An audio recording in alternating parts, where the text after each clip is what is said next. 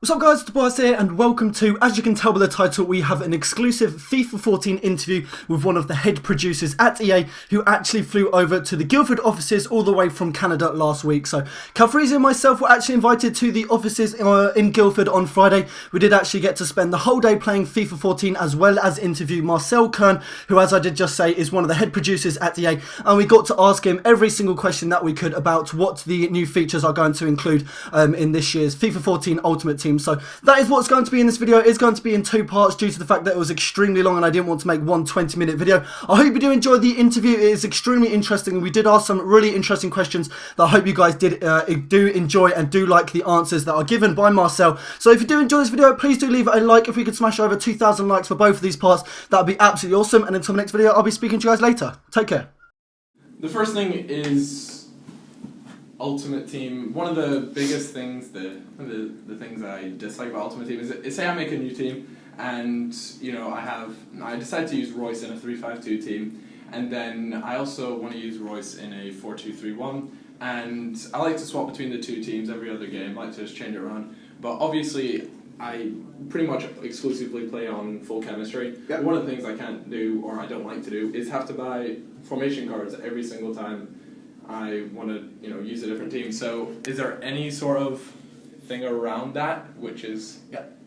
Yeah, you can try to buy formation cards in 14. You won't have any success because they are not there anymore. Oh, so they're completely gone now? So we did some usability research around our chemistry system with new users as well as experienced ones.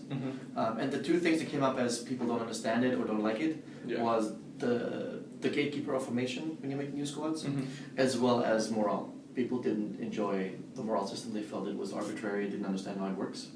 So that's two pieces that we removed for chemistry. Always when we remove something, we want to add something. So the things we added this year was the manager is going to have more of an impact based on his nationality and his league. And he can also retrain his league. So if you have an EPL manager and an EPL team, he gives you a bonus for your chemistry. Okay. If you have another, do you say bonus 3? No. Oh. It gives you one bonus. Oh, okay, yeah. And then the other thing we added is loyalty. So every player you get from a pack will have a loyalty bonus off the bat. But if you get a guy from the transfer market, you have to earn his loyalty by playing with him for a number of games. Right now it's at a 10. I'm not sure it's going to stay like that, but that's right now how it works. So and I suppose it's a similar sort of case when it comes to position cards as well.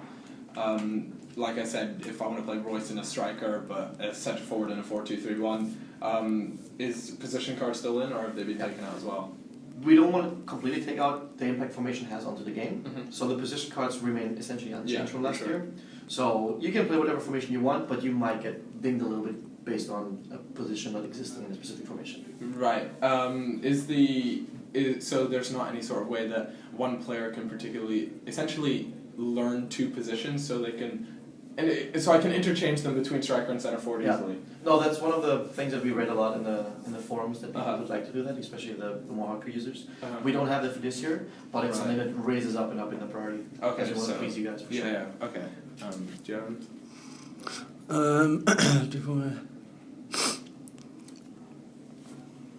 Are there any new formations or positions? I can't talk about it right now. We are working on something. That's all I can say right now. We have to figure out some technical stuff around this. There may or may not be some new formations in 14. But that's definitely something that's above the line that we want to achieve for this year. So I'm pretty sure that something's going to happen in terms of the formation you have available within FUT. Okay. Formations was that, or positions? Formations, yeah. Like there's a lot of... what we saw was from just data, that especially the variations of 4-3-3 and 4-4-2 are used a lot within FIFA. Right. And we don't have those in FUT. So we're really trying hard to add those. For sure. Before we are getting closed down in terms of shipping the game. So you obviously decided to bring single matches back. It was pretty much everyone I knew wanted single matches back through in FIFA 14. But can I just ask, what was your reason for taking it out? Yep. Well, how come you took it out in the first place? Yeah, it was. We saw the precedents in FIFA 2 years ago when they added their seasons mode. What they wanted to make sure there's actually enough people that go into that mode because you need people to matchmake with. So they removed their single online match to funnel people into those modes. So we saw it was successful for FIFA, so we wanted to do the same for FUT. Right. This is also the decision we made to only have 5 divisions instead of 10. We didn't go to 10 divisions as well this year because we saw that a lot of people are actually playing it. But then we even didn't think about the stuff that you guys brought up with, is that is a mode where you can try out stuff without suffering the consequences. Yeah. So losing a game doesn't really matter that much in that mode. So that's why we brought it back, so that you can actually try out new players, new formations in that single mode. Another thing was that one of the big reasons why I miss single matches was not only just to try out things, because that was obviously quite important, but was also that in single matches the matchmaking was actually very different to online tournaments. Online tournaments and seasons, in the sense that I could go in with a bronze team coming against a 5-star gold team. It just didn't really matter too much.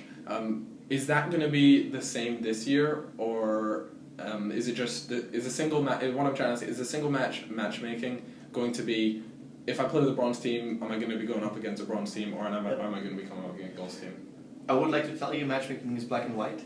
It's a lot of grey in matchmaking, because what we don't want to is have you sit there for too long and wait for an appropriate match. So if you go in with a bronze squad and there's only gold squads playing, you'll be matched up essentially against the gold squad at one point. Yeah. But what the matchmaking this year does for the single match, it takes into account your squad's rating and your chemistry level. So those are the two things that are counted for matchmaking. Right, okay. So it tries to find you a more equal squad. Right, okay. So if you go in with a bronze squad that's rated 64 or 63, then it's more likely to find you an opponent that is in the same range. For sure. As far as FIFA points go, so at the moment FIFA points, they only really use for buying packs at the moment, if I'm right. Do you guys have any sort of plans to make them worth? Can we buy anything else with them, pretty much, or? Yeah, is there going to be anything new in FIFA 14 that we can buy? Good question, I haven't heard that before. I don't know what you want to buy with them, but they're like, uniquely used to buy packs. Just for packs. It's going to stay this way, yeah. That's just the way we can handle it very easily with coins versus FIFA points. And we can say you can buy the same pack content for the coins you can earn in the game as you can with the FIFA points that you can buy. Okay. Do you have when searching on the Ultimate Team market, you mentioned earlier about the player name search. Is that the only new addition to search criteria? No, it's not. The player name one is just the one that's very visual and you can really easily show it, people understand you right away. For you guys who have a little bit more insight, there's two more major ones we've added. The first one is a compare player one. So wherever you're in the game, especially useful when you open a new pack, you get a silver 74. You don't know, is this guy actually worth anything, or is he just a discard? So you can press compare player. It'll show you all the other players of this exact player that are on the transfer market, so you can quickly compare the price.